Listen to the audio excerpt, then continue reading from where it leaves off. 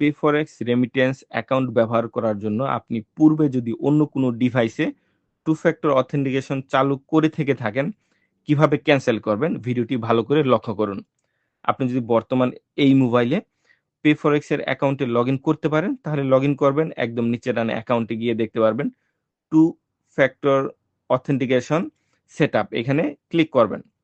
Click করার পর দেখতে পারবেন two factor authentication already set on another device, এখানে আবার ক্লিক করবেন। ক্লিক করে সেটআপ টু ফ্যাক্টর অথেন্টিকেশন এখানে ক্লিক করবেন। তারপর নেক্সট, ইয়েস ক্লিক করবেন। তারপর আপনার ফোন নাম্বার অথবা ইমেইলে একটি পিন কোড যাবে, পিন কোডটি এখানে বসাবেন। বসানোর পর আপনার ডেট অফ বার্থ চাবে, ডেট অফ বার্থ, সাল, মাস, তারিখ দিয়ে সেটআপে ক্লিক করবেন। তারপর ট্রানজ্যাকশন পাসওয়ার্ড, এখানে ট্রানজ্যাকশন পাসওয়ার্ড দিবেন।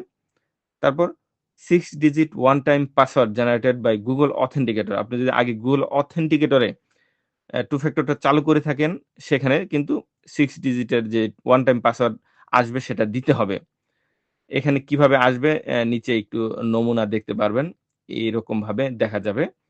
তো আপনার কাছে যদি ওই গুগল অথেন্টিকেটরটা না থেকে থাকে তাহলে কি করবেন? এখানে দেওয়া আছে in case you lose the device with two factor authentication, এখানে ক্লিক করুন। ক্লিক করার পর apply for cancellation of two factor authentication, cancel করার জন্য আপনাকে আপনার জাইরো কার্ড হাতে নিয়ে একটা সেলফি তুলে আপলোড করতে হবে। কিভাবে তুলবেন? এখানে আপনার আ ফেস যেন ভালো করে দেখা যায় এবং জাইরো কার্ডের লেখাগুলা যেন পরিষ্কার দেখা যায়। এভাবে একটি সেলফি তুলবেন। তোলার পর নিচে আপলোড এ ক্লিক করবেন। আপনাকে আরেকটা অপশন দেখাচ্ছি।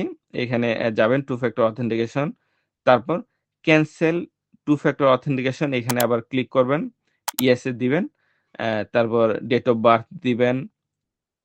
ক্যানসেল এ ক্লিক করবেন। আপনার ট্রান্সেকশন পাসওয়ার্ড দিবেন। তারপর এখানে two factor authentication has been cancelled. এভাবে কিন্তু আপনি আপনার টু ফ্যাক্টর অথেন্টিকেশনটা ক্যানসেল করতে পারেন। তারপর আবার নতুন করে আপনার টু ফ্যাক্টর অথেন্টিকেশন কিন্তু সেটআপ অবশ্যই করতে হবে। পেফরেক্স সংক্রান্ত যেকোনো ধরনের সমস্যা হলে পেফরেক্স এর সাথে যোগাযোগ করুন। পেফরেক্স এর সাথে সহজেই যোগাযোগের মাধ্যম হচ্ছে মেসেঞ্জার অথবা ফেসবুক আইডি পেফরেক্স রেমিটেন্স বিডি। ধন্যবাদ।